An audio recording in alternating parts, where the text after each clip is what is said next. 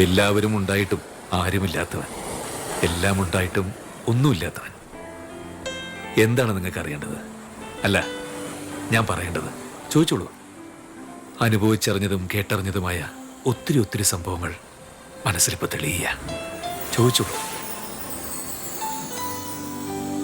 അറിയപ്പെടുന്ന ഒരു ബിസിനസ്സുകാരനായ അങ്ങ് പെട്ടെന്നൊരു എഴുത്തുകാരനായി അംഗീകരിക്കപ്പെടുക, പലർക്കും ഇപ്പോഴും അതത്ര ഡൈജസ്റ്റ് ആയിട്ടില്ല. Yes, I know.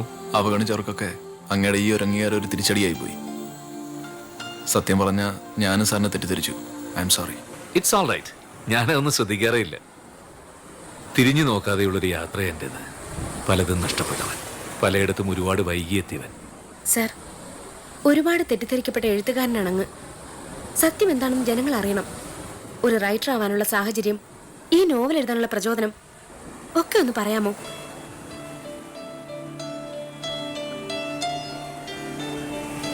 അനുഭവങ്ങൾ, ഹൃദയത്തെ തൊട്ടുണർത്തിയ സ്നേഹനൊമ്പരങ്ങൾ.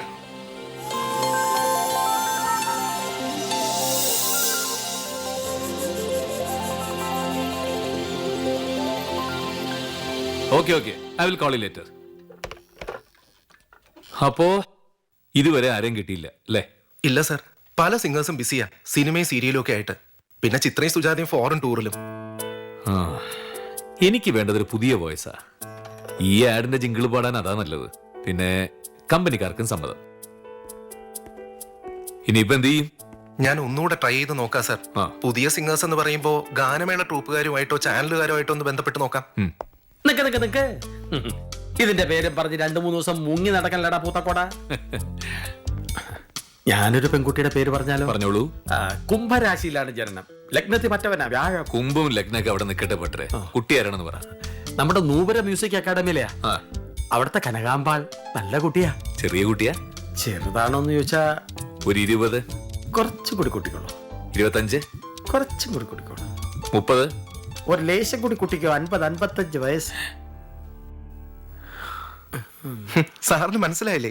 സ്വാമിയുടെ ഒരു പഴയ ചുറ്റിക്കളിയാ കക്ഷി. അങ്ങനൊന്നുമില്ല, എനിക്കിട്ട് പോരാണല്ലോ. ഞാനൊരു കാര്യം ചെയ്യാം, ഒന്ന് വിളിക്കാം. കനകാമ്പാളിനെയോ? അല്ല, തന്റെ ഭാര്യ. എന്തിനാ? കനകാമ്പാളിനെ കൊണ്ടേ ഒന്ന് പാടിക്കട്ടേന്ന് ചോദിച്ചു. വേണ്ട സതു, വേണ്ട. കുടുംബകലഹം ഉണ്ടാക്കരുത്. ഒന്ന് മാറ് സ്വാമി. എടാ പൂത്തേ, വേണ്ടെന്നൊന്ന് പറയടാ. പിന്നെ സ്വാമി പറഞ്ഞു എന്തിന്? വേണ്ട സതു, പാടിക്കേ വേണ്ട. മാപ്പ്. കനകാമ്പാൾ, ഇതെന്താ ഭക്തിഗാനമേളയാ? കനകാമ്പാളുടെ ആര്?